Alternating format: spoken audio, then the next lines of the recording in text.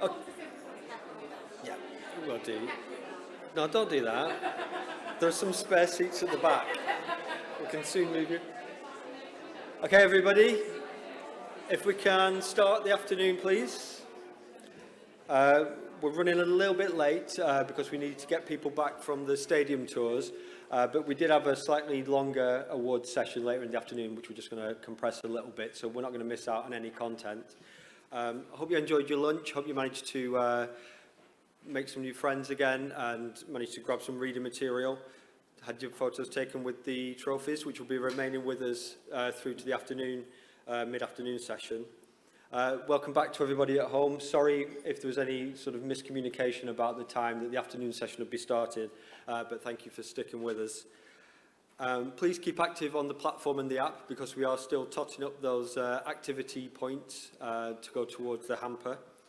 And please do keep updating social media if you're enjoying today's proceedings. Please just give a shout out, let everyone else know what they're missing out on by not being here.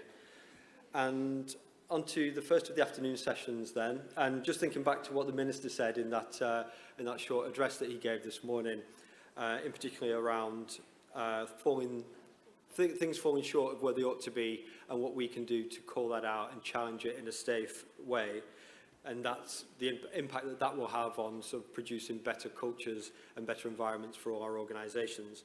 I'm delighted to welcome for the next presentation Dr. Nathan Eisenstadt from the University of Bristol and Dr. Rachel Fenton from the University of Exeter. And they're going to talk about the work that they've been doing both academically and through their organisation, Kindling Transformative Interventions, around bystander interventions and what we can all do to challenge behaviour that we know perhaps isn't as appropriate as it ought to be. So Nate, Rachel, it's all yours.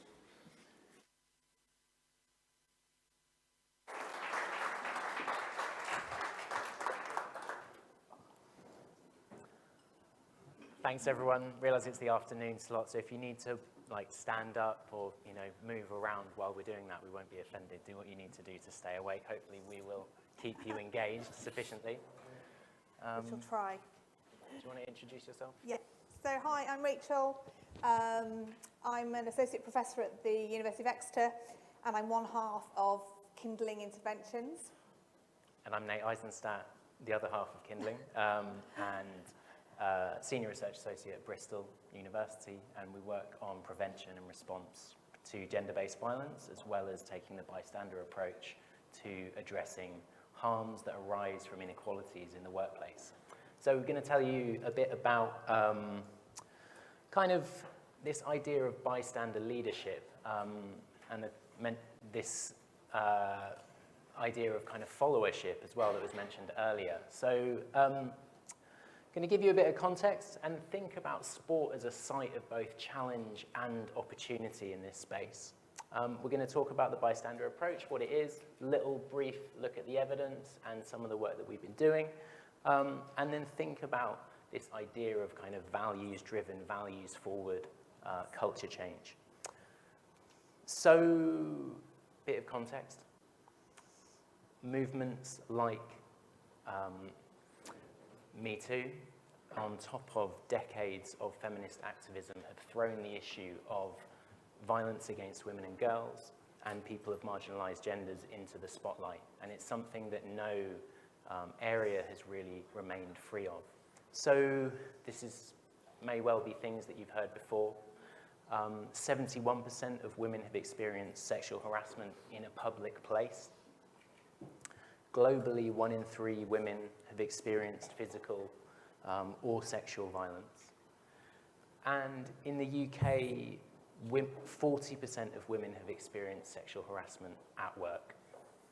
So it's a huge problem. It's something that we can do something about. And sport has not been free of this problem. We're not going to go through these in detail. We're not going to go through them one by one. But we're here because we want to think about how we embed and embody values in sport that don't allow cases like these to happen. So if we think about some of those headlines, there's kind of 4 spheres of challenge within the sporting arena. One is this issue around coaches to players, coaches to young people, coaches to athletes. The other is around players or athletes to members of the public. So football, rugby have been particularly in the spotlight around this. With particularly rape and sexual assault allegations and crimes by players. There's also the issue of fans to members of the public and some of the things that goes on kind of on the sides. We were having some conversations last night around some of the behaviours that go on in community sport on the sides of fixtures. And then the kind of 4th area is staff to staff, so workplace. And I think the thing that links all of these and the reason that we're here today is this question around values and how they're practiced. So what do we mean by sport as a site of challenge and opportunity? So sport plays has a particular cultural prominence in the UK. This is kind of the opportunity. Sports players at every level, from coaches right the way up to the top, are role models. They're people that can carry kind of social influence in a positive or a negative way, depending on how they're acting. It is a site of, it can be a site of harmful group cultures. So the tribalism, particularly in male-dominated sports contexts, and let's be honest, many sports contexts are male-dominated. We're doing many things to challenge that, and that is changing. But it is a site of harmful masculinities. So the kind of man-up culture, these kind of things which both inhibit male help-seeking if things happen to men, and encourage and legitimize harmful behaviors by men towards women.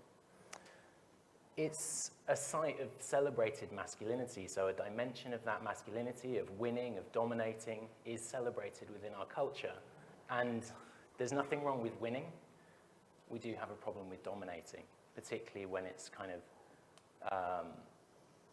leaking out into other areas of our interactions with people.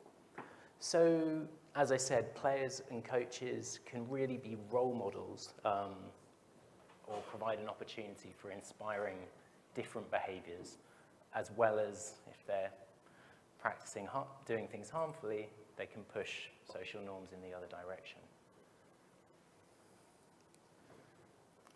Thanks. So that's a bit of the context.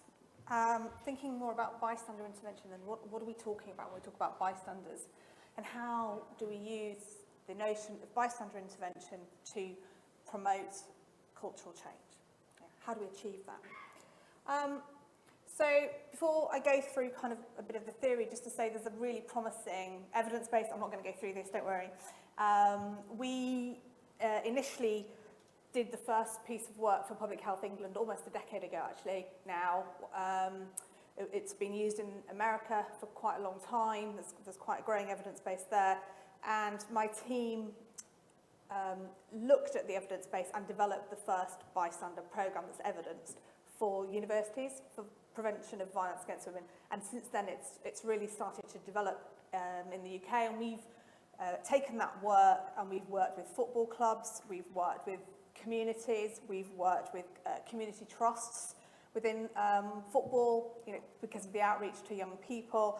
We've worked around domestic violence out in communities, and we've taken that now into workplaces. So we're very interested in workplace cultures and not just violence against women, but thinking about sexual harassment, sexism in the workplace, racism, transphobia, all of those kind of things that are within leadership cultures as well.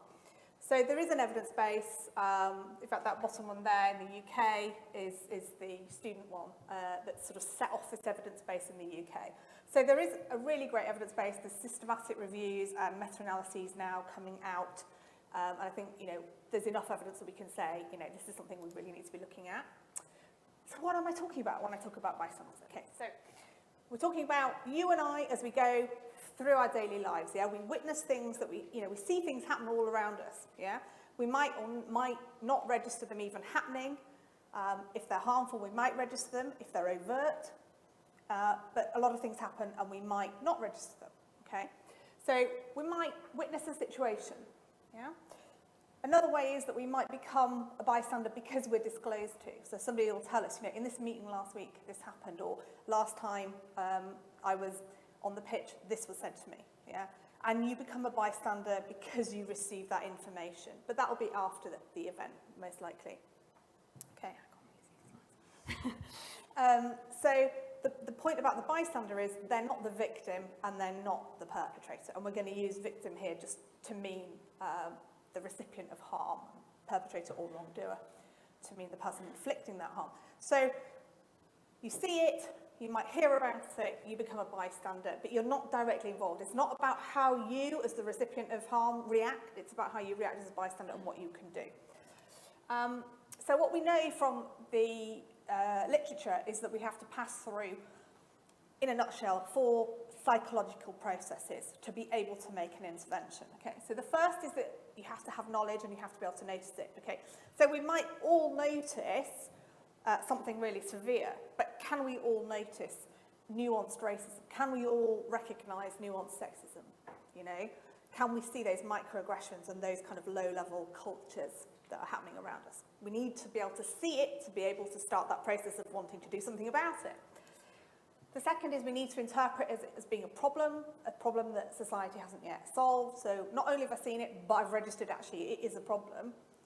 And I need to feel a sense of motivation, a sense of responsibility that I want to deal with it. That's something that I care about. Yeah.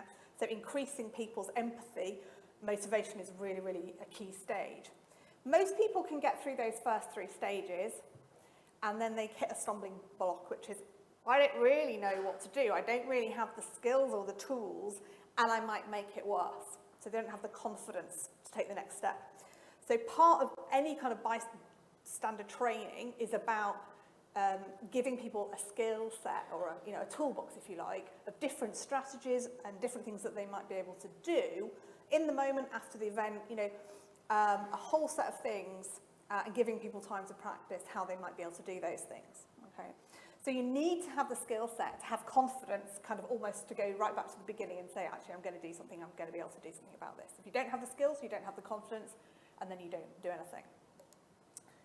So when we think about that word intervention, it kind of suggests something a little bit physical, sort of like jumping in the middle of a fight or something, fisticuffs, getting your elbows in. Doesn't mean that at all in this context, right? We're thinking about everything from the use of body language to having a chat with somebody who said something harmful to posting on social media, and it's a whole range of things. So you can see in the red box, we've got things like direct challenge, saying, I'm uncomfortable with this. We can use our body language. We use our language all the time, don't we? We cross our arms, we roll our eyes. I like a good eye roll, It's really, really powerful. We might write something on the Teams chat in a meeting. We can challenge things in that way. We might use humour. If you're quick-witted, humour can be a really powerful tool. We might use social norms. You're the only one left in our organisation who thinks like that. It's kind of outdated, your way of thinking. You can refocus a conversation. Somebody's saying something derogatory, you can make it positive. You reframe what's going on in that meeting. Make it clear. And you might have in-depth conversations, that's really key, trying to shift the attitude or what's underneath what that person is thinking and why they're saying the things they're doing. Saying the things they're saying and doing, those behaviours. Induce empathy, how does it affect you, situating it in the eye? Then we've got sort of, checking in, to the person who's been affected. Are you okay? Can I help you? I've noticed, showing them that they've noticed, yeah? Maybe you message them on Teams. Maybe you send them a WhatsApp message going, I saw that happening. How can I support you? What do you want to do about it? And then in the purple box, did you see that? Did you see that? Shall we do something about that? Next time that happens, let's make a plan. Let's think about what we can do because that's going to keep happening. And I didn't know what to do that time, but I'm going to think about it for next time. Not sure, I'm going to go to HR, I'm going to go to the Speak Out Guardian, I'm going to go to my welfare officer, my safeguarding lead, I'm going to get specialist help from somewhere. Maybe it's really senior and I need to look outside. It's serious, sorry, and I need to look outside. Maybe I need to think about domestic violence, signposting to services, I need to think about that, yeah? So it's that kind of, were you all right? Did I read that right? Did you did you get that? Did I interpret that correctly? What should we do? Okay, so anyone tell me the differences between these boxes? Like they're different colours. I'd like to say there's a Mars bar in it, but I don't have a Mars bar. So Craig can find you a Mars bar. What's the difference between the three kind of columns? Anybody? Stand back a bit. Is there something about knowledge and maybe competence? So if I was thinking of a direct challenge, then maybe I might have some form of knowledge to kind of know that that wasn't acceptable, what that individual was saying or doing. Yeah, definitely. First box I see for me is the individual. Which Second individual? box is dealing with the Which individual? the bystander. Third box is dealing with the bystander. The second box is dealing with the victim. And the third box is the bystander seeking advice and support from elsewhere. Yes, exactly.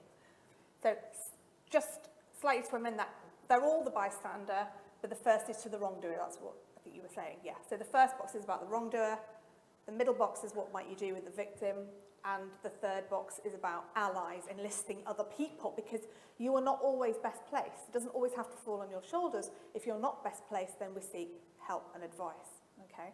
Anything else that you notice about some of these things? I'm thinking about time or timing. The first box does have to be immediate. If you're going to try and throw it, Yeah. at that time.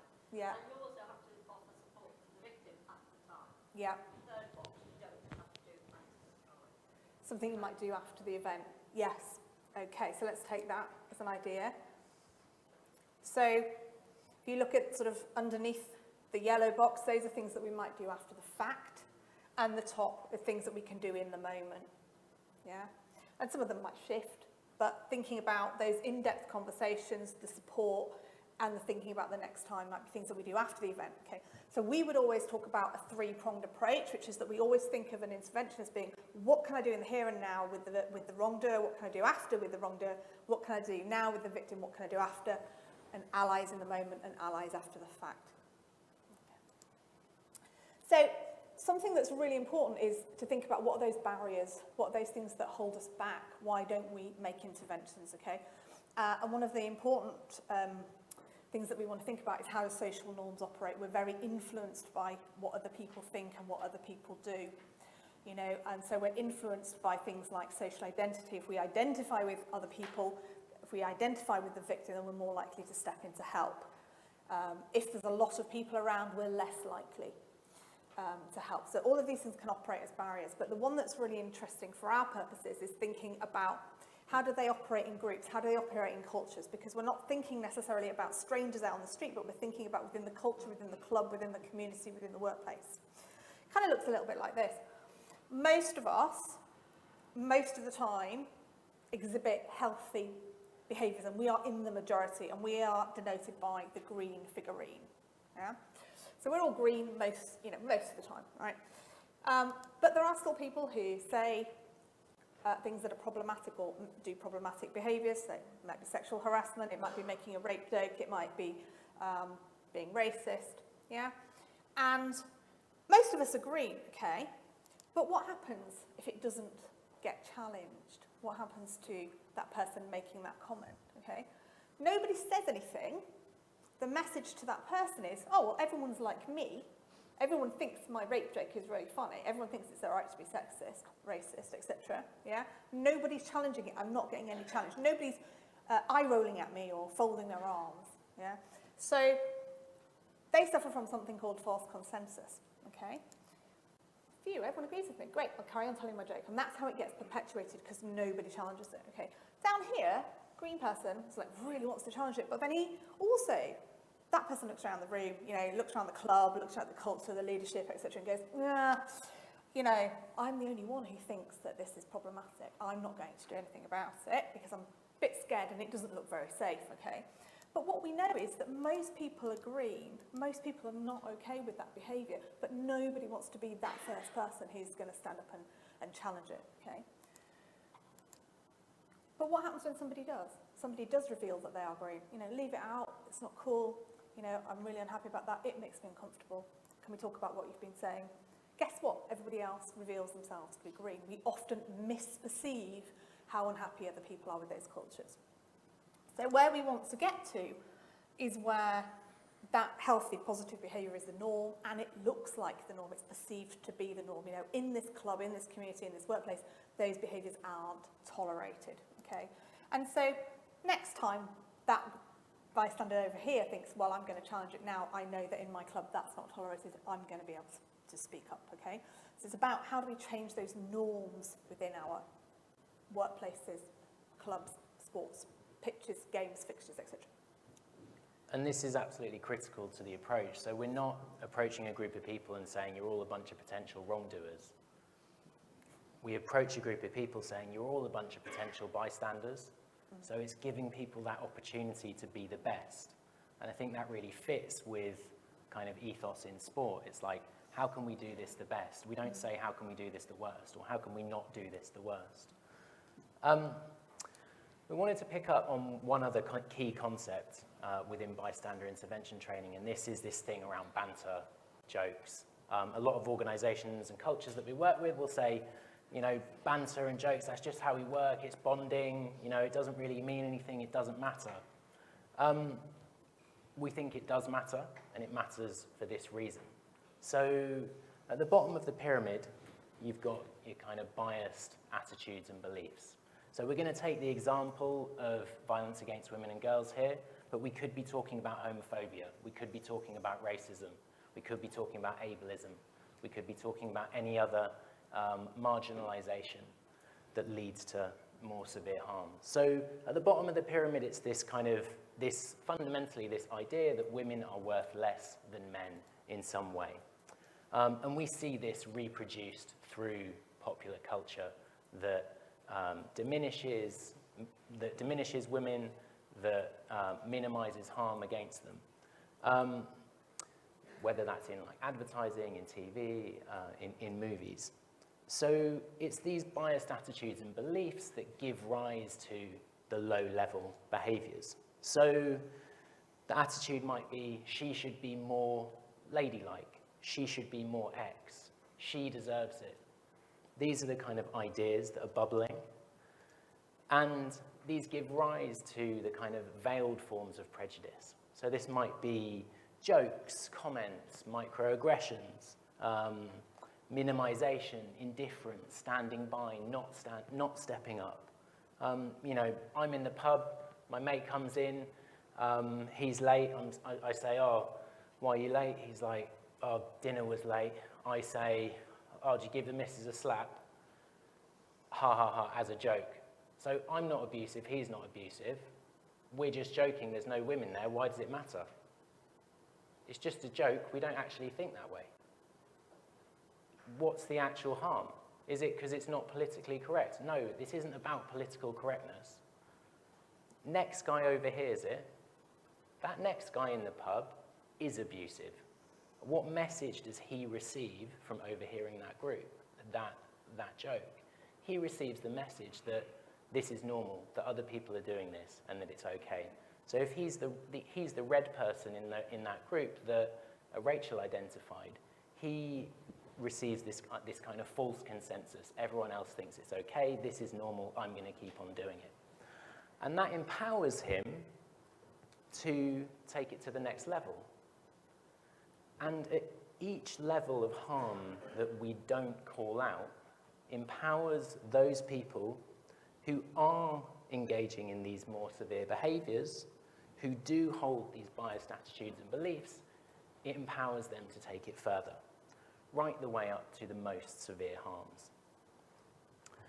So for us as bystanders, most of our opportunities to intervene sit down at the bottom, at the lower levels. It's more common for us to see that. We might kind of witness a murder in process, but it's pretty unlikely. the likelihood of us witnessing a comment, a joke, a microaggression, and being able to intervene is pretty likely. So it's this key idea that the lower levels support the higher levels, and we can prevent higher level harms by intervening at the lower level. And for us, especially in the work that we work with people of all genders in a range of different settings, but especially when we're working with men and boys, this idea is really powerful because it's a way of addressing that joke and saying, look, I know you don't hold these attitudes and beliefs. I know you don't think that way. You're essentially saying, look, I know you're a good person. But when you say that, people who do hold those attitudes, it empowers them to take it further. And you wouldn't want that to happen, would you? And that can be a real light bulb moment. So we want to keep with this pyramid idea to think about how we can build healthier cultures. So one way is intervening to stop harmful things. But the other thing is, how can we actually use this positively? So a kind of values-forward bystander leadership idea looks a bit like this.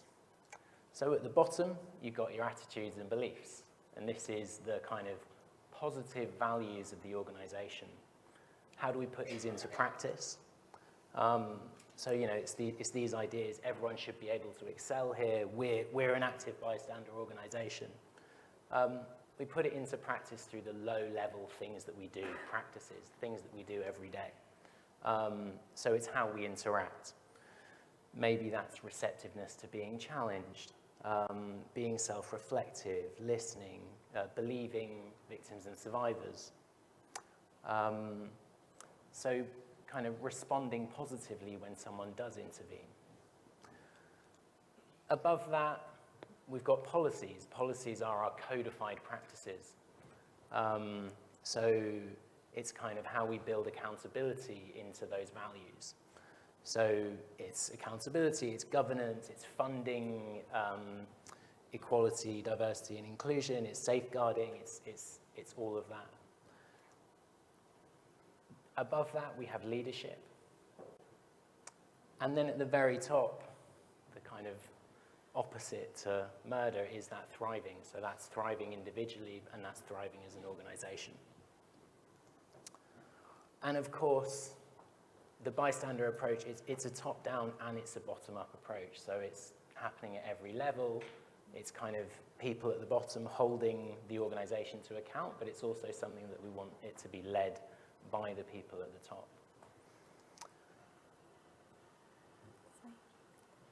So we're thinking about, and we work in these three spaces. So we work within workplaces, doing our bystander at work. We do that with boards of directors. We're working with Fulham Football Club at the moment with their board of directors, for example. And that's about that inclusivity and fairness within workplace cultures through bystander intervention. In general communities, we've done community training. We do some of all our sort of strands of work we do with communities. We've just finished a massive project for the Police and Crime Commissioner in Northumbria and in Gloucestershire, where we've done stuff around safe spaces, public sexual harassment. And we've got programmes, Football on Side and Are You On Side, that we have evaluated and done within football. We work with Exeter City, and we work with charities. We work with the charity NWG, which is the National Working Group for Child Exploitation, and also Healthy Stadia within Liverpool, and they deliver some of our trainings. And I think it's really crucial that we say that everything that we do has been evaluated, the evidence base is evaluated, and it's published in peer review academic publications. So we usually do quants, and we do qualitative, and I just want to give you some examples of some of the things that we've found in those as results. So the one I'm going to concentrate on is just, we haven't got time, but just give you a really quick taster of some of the things that happened when we did our Football on Side programme. So this was funded by various different sources, and it was evaluated through a PhD in the medical school at Exeter Uni.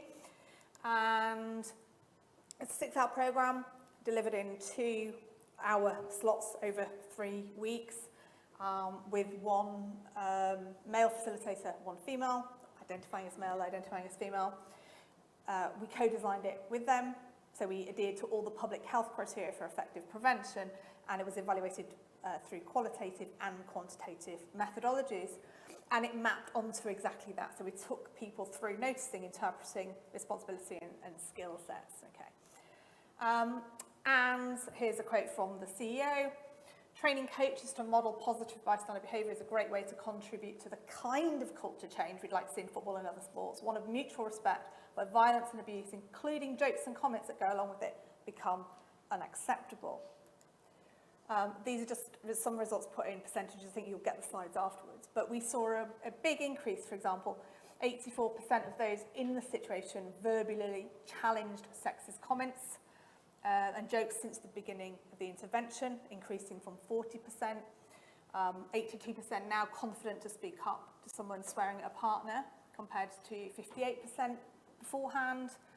I like this one, the bottom, 90% signalled disapproval of sexist comments or jokes by using body language, compared to 52% before the intervention. Yeah. So we've got kind of proper statistics that get published in a journal that nobody, you know, only statisticians can read, but that's kind of putting it into some percentage terms. And I think from the interviews you get a real flavour of the kind of things that they were doing. So not only were they increasing, and in the right measures, their confidence, their knowledge, their ability to notice, and their sense of likelihood to intervene, they were also showing us how they were intervening after the programme. So I love this one. In a change room, someone said something and I said, that's too far, that's enough now. And no one's ever made a comment like that throughout the whole day. So I don't think I would have done that without this programme. Knowing that I stepped in and potentially helped somebody, it really made my day and put a smile on my face for the rest of the day. That's an 18-year-old male. And this is really interesting. So we did the next one, we did a focus group before we started with the staff in the Community Trust of Exeter City. And one of the things, we said to them, you know, what kind of behaviours do you see that you think are a bit of a problem or a bit iffy? No, nothing, they said. It's all great, nothing. And then they started talking about using this word rape on the picture. He got raped, you know. And it's like, what? And they all went, what?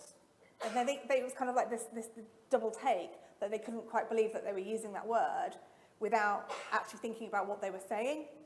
And so then they all went back to the office and talked about it. And then in the interviews, you see them all sort of reflecting that they'd never thought about what that meant before.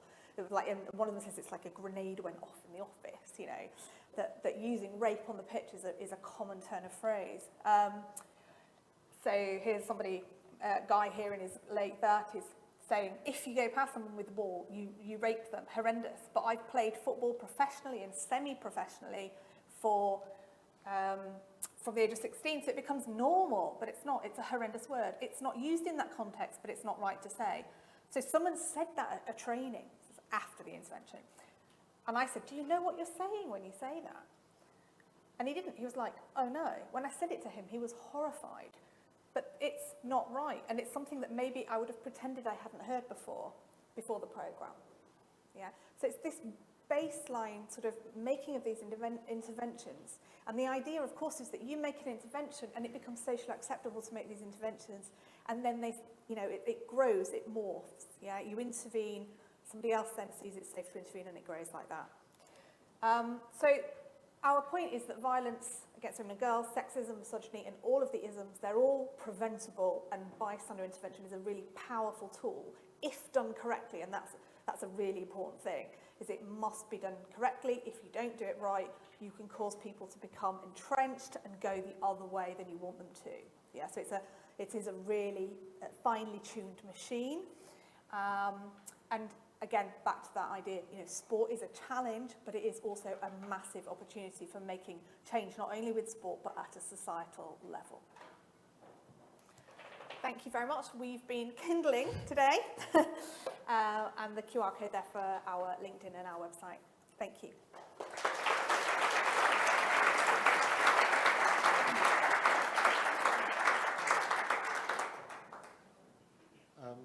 I think we can take some questions from the floor, because we're going to get the next panel ready, perhaps as Nate and Rachel answer those questions. one that we've got on the console is, will the slides be available? I think yes, they will afterwards. So if anybody from around the room has got a question, we can answer. Otherwise, just kind of ignore us adding an extra chair and getting mic'd up at the front for the next panel. There's a question there.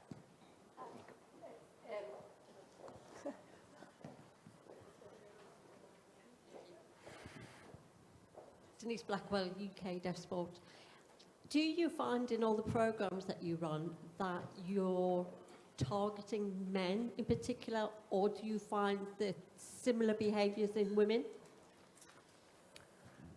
especially in sport? Sure. Yeah, so the programs most of the programs that we do are with people of all genders. The using rape to describe things that are not rape example was done by all of the women who were part of the club as well. It was really, really prevalent. And you get different kinds of resistance to these ideas from people of different genders. So, for example, women may be resistant to hearing about the prevalence of violence against women and girls because of something called Defensive attribution. Defensive attribution. Defensive attribution. So, for example, it's worldview protection. So if I accept that this is true, it makes my world safer. It makes my world less safe. So I will resist that this is true. Whereas men might resist hearing about it for a different reason because it puts kind of me in the box with the bad people. So we see kind of behaviours that enable, minimise and justify violence against women and girls from both genders. And we think that that all genders can play a part in preventing it.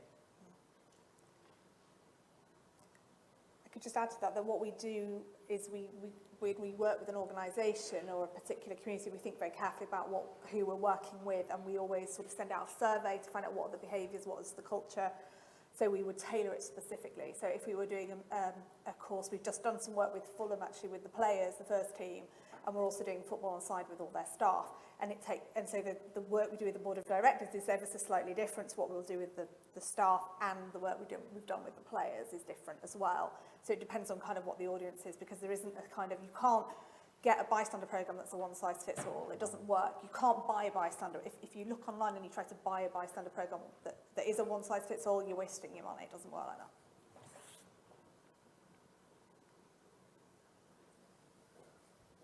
We've stunned you all into silence. I'm quite worried. You're all asleep. There's a question over here. Hi, Tara from Cheapwell UK. Just wondered, has your research ever come across any relationship between sort of increased reporting or increased whistleblowing following your bystander intervention training, or whether that's something that could be strategically leveraged to really embrace that culture of ethical reporting following that? So you should see an increase in reporting. I can't actually see who answers. Sorry. Not necessarily. Well, you should see an increase in reporting. That's what you would want to see, because you should see an increase in speak-up culture, and that would be one of the measures. But it's very difficult, kind of, to measure that, especially in large organisations. You know. But I think one of the things that I learned very early on from doing my work with universities, where universities didn't want to recognise there was a problem, was that they were all terrified of appearing in the news, because the news quite often reports, you know, this university's got the most reports of sexual assault, right? But actually that's really good, because that means that all these women feel that the university will actually take action and do something. So you really want that. But of course what it looks like is that that university's got a rape problem. So yes, you want, and there should be an increase in reporting, and over time it should decrease. But actually it's a very positive thing, and that can be really hard as a message for, you know, a board of directors to kind of to swallow, that if they do this, they might get increased reporting.